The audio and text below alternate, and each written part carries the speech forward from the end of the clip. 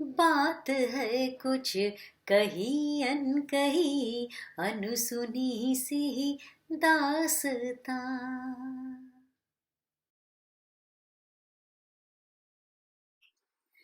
कहीं अनकही के एक नए एपिसोड में आपकी दोस्त मोनिका का आप सभी को प्यार भरा नमस्कार।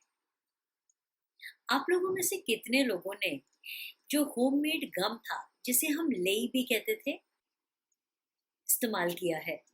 कुछ याद आया? शायद बताने की जरूरत नहीं है कि वो किस काम आता था।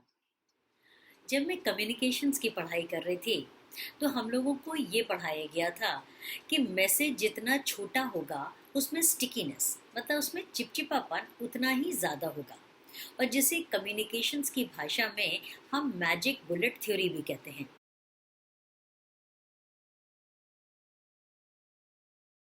क्योंकि वो बिल्कुल बुलेट की तरह से आके दिमाग पर चिपक जाती है। जैसे दो बूंद जिंदगी की, जिंदगी के साथ भी जिंदगी के बाद भी हमारा बजाज कुछ मीठा हो जाए, वगैरह वगैरह। और साथ ही साथ ये भी बताया गया था कि कोई ज़रूरी नहीं कि हर बात को शब्दों में ही कहा जाए। वो एक कहावत है ना, actions speak louder than words. पर जब से मैं प्रोफेशनल लाइफ में आई और मैंने प्रोजेक्ट्स पर काम करना शुरू किया, अक्सर ही मेरी मुलाकात एक्सपर्ट से होने लगी। और जब भी मैं उनसे मिलने जाती थी, तो वो ज़्यादातर टेक्निकल भाषा में ही मुझसे बात करते थे। और कहीं न कहीं उन्हें ये लगता था कि वो जितने भारी भरकम शब्दों का इस्तेमाल करेंगे, मैं उन्हें उतना ही इंटेलेक्चुअल यानी उतना ही बुद्धिजीवी समझूंगी। Social and behaviour change communication का एक बहुत ही महत्वपूर्ण और बहुत ही इम्पॉर्टेंट प्रिंसिपल होता है कॉम्प्रिहेंशन। कॉम्प्रिहेंशन का मतलब होता है कि आप अपनी बात जितनी सरलता, जितनी सहजता के साथ में करेंगे, लोगों को समझना उतना ही आसान होगा। जिसकी एक छोटी सी कोशिश मैं भी कर रही हूँ कि किस तरह से एसबीसीसी को रोज़मर्रा की ज़िंदगी से जोड़ा जाए। एक बड़ा मज़ेदार सा वाक़या बताती हूँ। अभी कुछ दिन पहले की ही बात है कि मेरे एक रिलेटिव हॉस्पिटलाइज़ थे, तो मैं उनको देखने के लिए हॉस्पिटल गई। इत्तेफाकन मेरी मुलाकात उन डॉक्टर से हो गई जो कि उन्हें अटेंड कर रहे थे। तो मैंने उनसे जानना चाहा कि पेशेंट की कंडीशन कैसी है। तो अब सुनिए कि उन्होंने मुझे क्या समझाया। उन्होंने मुझसे बोला कि an electrical device will have to be fitted to the sinoatrial node of the heart, which will serve to establish and maintain a rhythmic activity. कुछ समझ आया? नहीं आया ना? परेशान मत होइए, मुझे भी कुछ भी समझ नहीं आया था। पर क्योंकि मैंने पब्लिक हेल्थ में काम किया हुआ है और इसके बारे में कहीं ना कहीं मैंने न्यूज़पेपर वगैरह में पढ़ा हुआ था, तो मुझे एकदम से स्ट्राइक किया कि शायद ये पेसमेकर की बात कर रहे हैं। तो मैंने एकदम से उनसे पूछा कि डॉक्टर साहब, क्या आप पेसमेकर की बात कर रहे हैं? तो उन्होंने कहा यस एग्जैक्टली। मेरा आपको इस एग्जाम्पल को देने का जो मकसद था, वो सिर्फ ये था कि इससे कोई फ़र्क नहीं पड़ता कि आप किस सेक्टर के प्रोफेशनल हैं। आप बैंकिंग प्रोफेशनल हैं, आप मेडिकल प्रोफेशनल हैं, आप आईटी प्रोफेशनल हैं।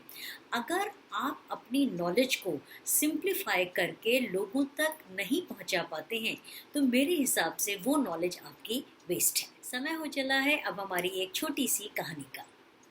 तो आइए सबसे पहले आपको मिलवाती हूँ अपने कहानी के पात्रों से। ये हैं सविता।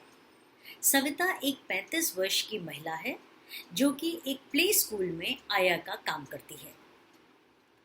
ये है अनुप्रीति। अनुप्रीति उसी स्कूल में टीचर हैं। और ये है एक बैंकिंग प्रोफेशनल जो कि एक नेशनलाइज्ड रेप्यूटेड बैंक में ऑफिसर हैं। सो जैसा मैंने आपको बताया, सविता एक 35 वर्ष की महिला है जो कि एक प्ले स्कूल में आया का काम करती है। प्रधानमंत्री जन धन योजना के अंतर्गत उसने पहली बार किसी बैंक में अपना एक खाता खोला और काफ़ी समय से उसमें वो थोड़ा थोड़ा करके पैसा जमा करने लगी। और आज उसके पास में करीब 3 लाख रुपए जमा हो गए थे। एक दिन सविता को ख्याल आया कि अब उसे अपने लिए एक मकान खरीद लेना चाहिए। आखिर वो कब तक किराए के घर में रहती रहेगी।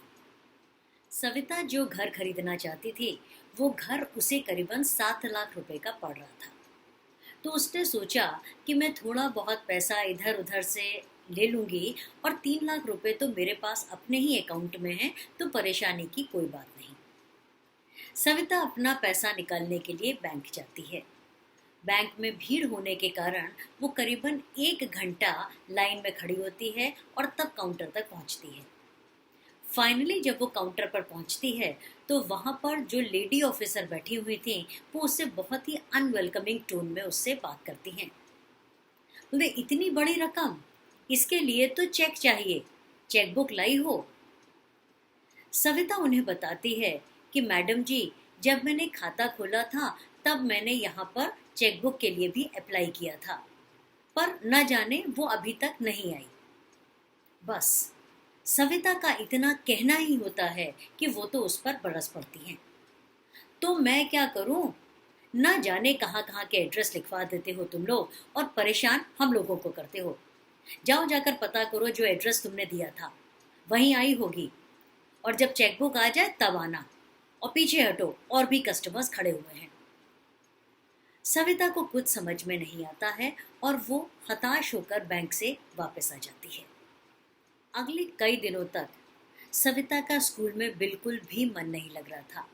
वो उदास रहती थी, परेशान रहती थी, हताश रहती थी, और इसी असमंजस के चलते उसे प्रिंसिपल मैडम से न जाने कितनी बार डांट भी खानी पड़ी। सविता एक दिन इतनी परेशान हो गई कि वो स्कूल में फूट फूट कर रोने लगी। तब उस पर निगाह स्कूल में पढ़ा रही एक टीचर अनुप्रीति की पड़ती है। अनुप्रीति उसके पास जाती है और प्यार से उसके कंधे पर हाथ रखती है और उससे पूछती है कि बाजरा क्या है। सविता से पूरी बात सुनने के बाद में अनुप्रीति उसको एक सुझाव देती है। वो उससे कहती है कि तुम्हें जितना अमाउंट निकालना है, तुम उतना अमाउंट मेरे अकाउंट में ट्रांसफर कर दो और चेक मैं तुम्हें दे दूंगी। सविता को एक आशा की किरण दिखाई देती है और उसे अनुप्रीति का ये सुझाव बहुत अच्छा लगता है। अगले दिन वो फिर बैंक पहुंचती है। इत्तेफाकन उस दिन भी वही लेडी ऑफिसर काउंटर पर बैठी होती हैं। सविता पहले तो थोड़ा सा झिझकती है, घबराती है, लेकिन फिर हिम्मत जुटाकर दोबारा से काउंटर पर पहुंचती है और उन लेडी ऑफिसर से कहती है कि उसे अपने अकाउंट में से दूसरे अकाउंट में ये पैसा ट्रांसफर करना है। तो वो लेडी ऑफिसर कहती हैं कि ये तो 50,000 से ऊपर की रकम है, इसके लिए तो पैन कार्ड चाहिए, पैन कार्ड लाई हो? सविता को फिर कुछ समझ नहीं आता है और वो उनसे डांट खाकर फिर वापस आ जाती है और अगले दिन अनुप्रीति को आके सारी बात बताती है। अब की बार अनुप्रीति ये तय करती है कि अगले दिन वो खुद सविता के साथ में बैंक जाएगी।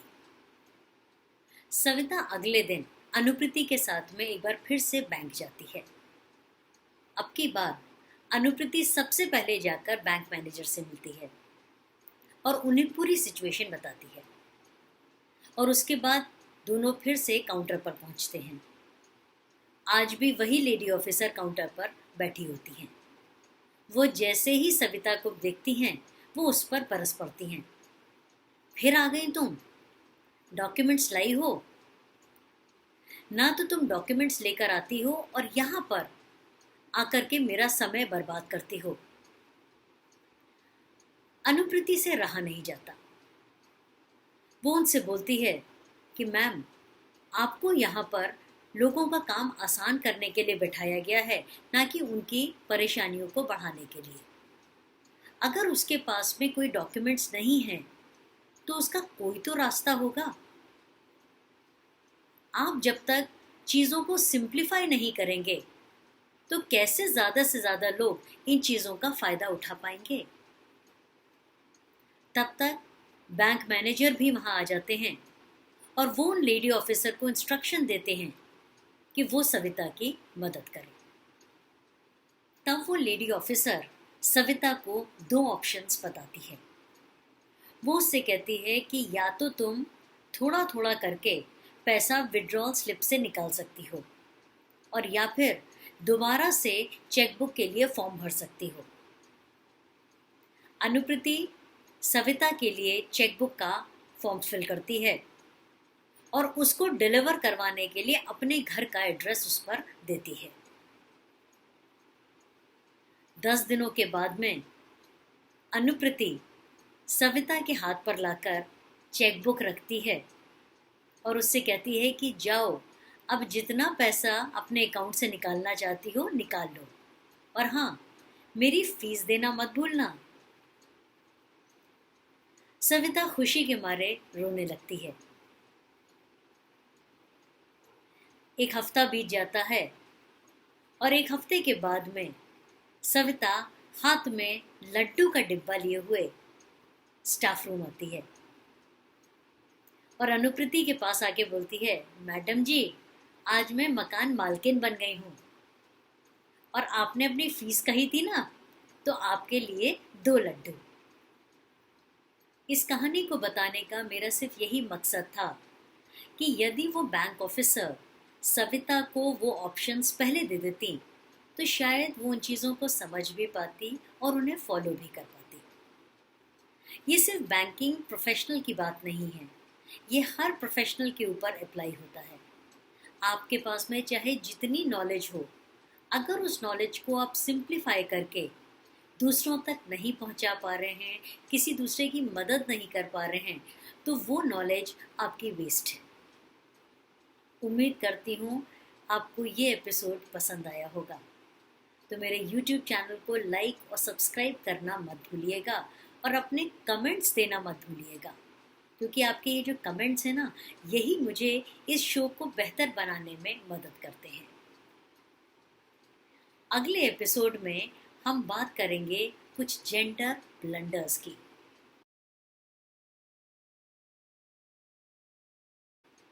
वो क्या होते हैं, इसी के लिए तो आपको देखना है कहीं अनकहीं एक नया जाविया। तब तक के लिए कहीं अनकहीं की पूरी टीम की ओर से नमस्कार।